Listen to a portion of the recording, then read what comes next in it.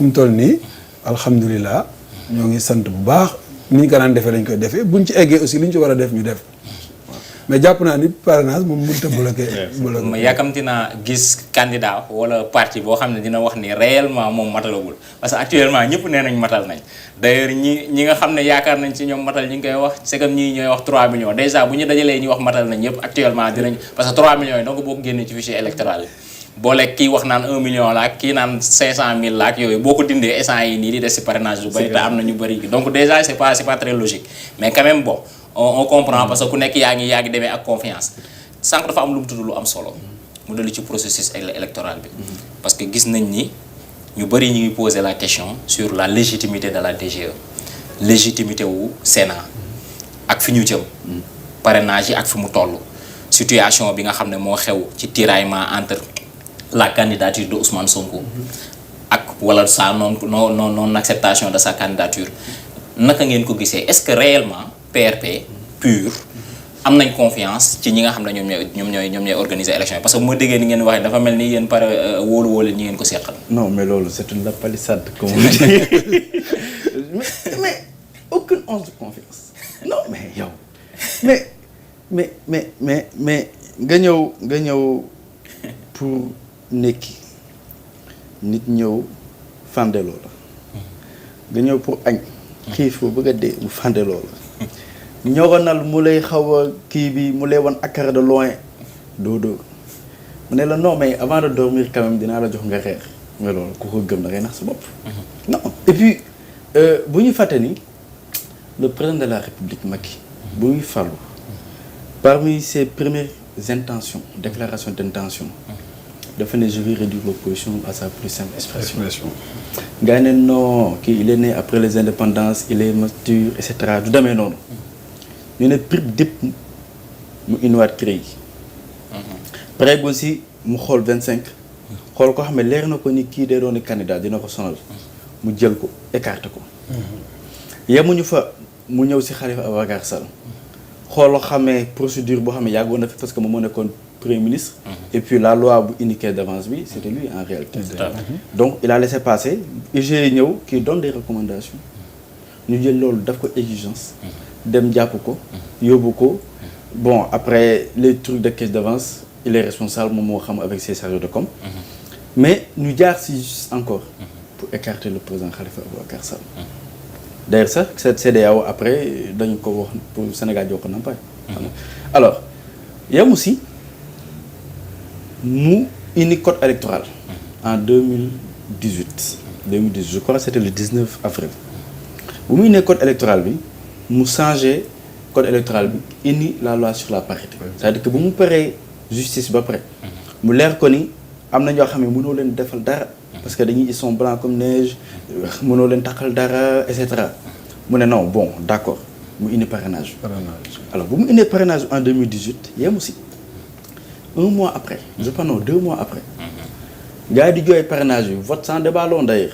lu amoon PS vote sans débat parce que y avait personne oui tous les députés étaient sortis 2 mois après mu def une révision encore du code électoral et donc une révision constitutionnelle pour modifier l'article L57 parce que avant il n'y avait pas une connexion tacite entre la notion de candidat et la notion d'électeur mu ne non maintenant il faut mettre la relation de sorte que celui qui n'est pas candidat doit nekk électeur pour parachever premier versant d'élimination des candidats mooy le versant juridique pour parachever ko fii nii avec le code électoral donc yooyu muy ay jéego ñëw naa si ndekki bi si añ bi si ñoganal bi yemu si mu ñëw 2019 l'actuel candidat Boun Abdallah qui était son premier ministre mu génn ne on n'aura pas plus de 5 candidats gars yi génne loterie bi pile 5 candidats élection yi jàll ñu commencé dépouiller guñ sax la totalité des bureaux de vote ñu def déclaration en direct d'ailleurs sur la RTS télévision nationale loolu muy scandale ñu joxe benn chiffre cour d'appel je crois mooy génnee les résultats provisoires effectivement donc cour d'appel bu mu génnee effectivement 58% yemuñu si ñu ñëw mars 2021 bu mu defee moom ak Idriss Seck teg seeni retrouvailles ne dañuy ànd mu rek soow ba ñu demee le seul opposant wala parmi les opposants qui restent ici et puis si ordre chronologique élection yi parce que le deuxième est parti c'est le troisième qui vient chef de l'opposition effectivement ñu xool naka la ñuy defee borox ndool ba dugg dans son intimité personnelle sa vie privée pour jaar ko fa pour mu bañ a bokk élection mu yàq Sénégal yépp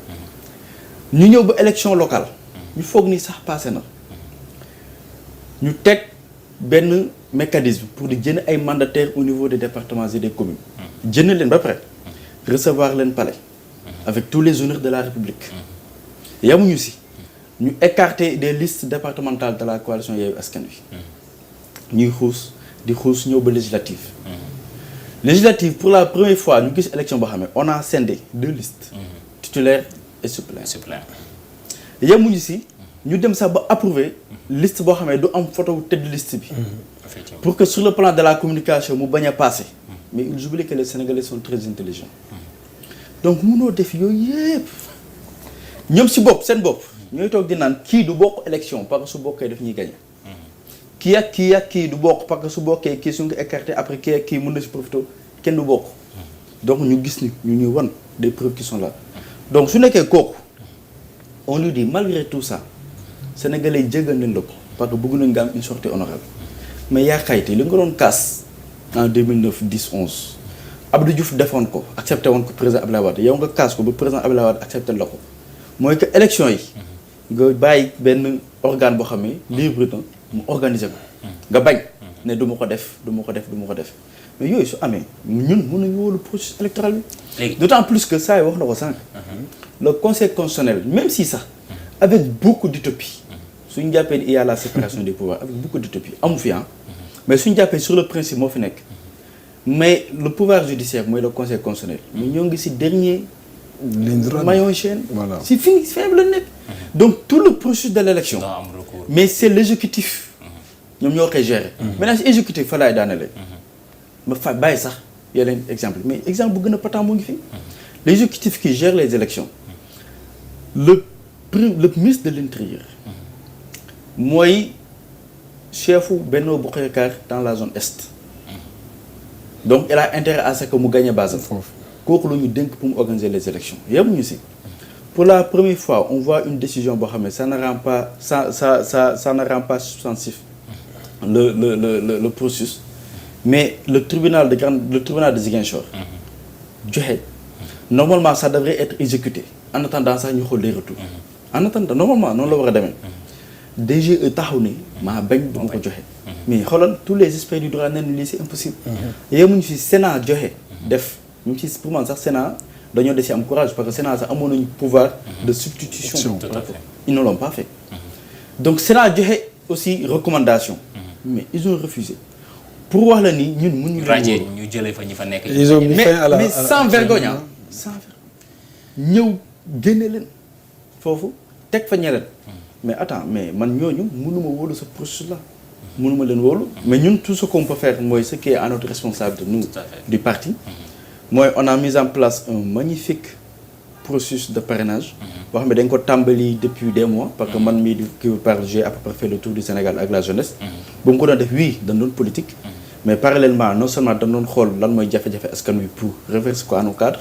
mais on mettait en place aussi notre appareil politique pour le parrainage d'ailleurs moo tax bu ñu tàmbalee parrainage yi rek automatiquement gisoo leen ñu def ay caravane gisoo leen ñu sol ay t-shirt mais on a déployé des missions de terrain tout simplement parce que dañ ko mettre dans une approche managériale qu'on appelle l'AMDEC mooy analyse des modes de défense des effets et de la criticité mais apposé à cela ce qu'on appelle un peu diagramme mooy diagramme Ishikawa bi bon ñu def management au niveau dinañ ko xam mais loolu ça nous a permis de voir quels sont les enjeux actuels quels sont les problèmes yoo xam ne mën nañu ci jànkuwanteel ban plan d'action la ñuy teg mais comment est-ce qu'on va suivre ce plan d'action là quels sont les moyens dont on aura besoin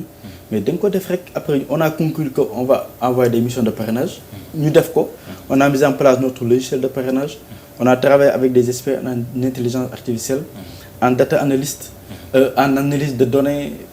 en développement logiciel donc avec tout ça ñu mettre ko en place mais loolu c'est pour que on soit vraiment irréprochable c'est-à-dire que nous aujourd'hui après ngeen xaar ñi nga xam ne waaw man ce que je peux attester aujourd'hui mooy on aura 0 doublon interne. Au niveau du PRP, on a fait un travail vraiment méticuleux et magnifique. Et ça, balaa may joxe kàddu bi, je rends hommage à des gens qui ont magnifiquement travaillé. Mënu ma citer ñëpp, mais sérieusement, je ne veux pas parler du parrainage fait à l'honneur du président Déthié Fall. te du ma citer ku mel ni l'ingénieur polytechnicien Abdourahmane Sall qui a fait un travail magnifique. du ma citer quelqu'un comme Djibril Bey qui passait à peu près 20 heures sur 24 heures si parrainage bi. Moustapha Diop 20 heures sur 24 heures sur parrainage bi. Ayoon Issa Gueye 20 heures sur 24 heures. C'est-à-dire que des gens qui ont donné leur vie pour ce parrainage-là. Loolu c'est pour qu'on soit irréprochable. Et di leeral Sénégalais yi nii def na lu ñu war. tout comme waa PUR et autres. mais on espère que gars yi duñu def yëfu. yooyu quoi. déjà li ñu tudd peut-être mën na niru contradiction. D'ailleurs sax ça peut donner une légitimité au report des élections. Parce que bu fekkee dañu wax ni wóoluwuñu processus électoral bi ñi fi nekk il est fort possible ñu njuuj njaaj ñu te ñun dañuy participer quand même loolu déjà nan lañ ko mën a tuddee. Est-ce que aussi amul différence par rapport ak situation yi jotoon a xew parce que différence bi mooy. élection yi nga xam ne moom la ñu tudd ni am na ay njuuj njaaj yëpp le président même était candidat mais actuellement il n'est pas candidat nommé nañ beneen candidat boo xam ne moo leen di représenter ñoom donc mën nañu wax ni kat kooku normalement il doit être impartial est-ce que réel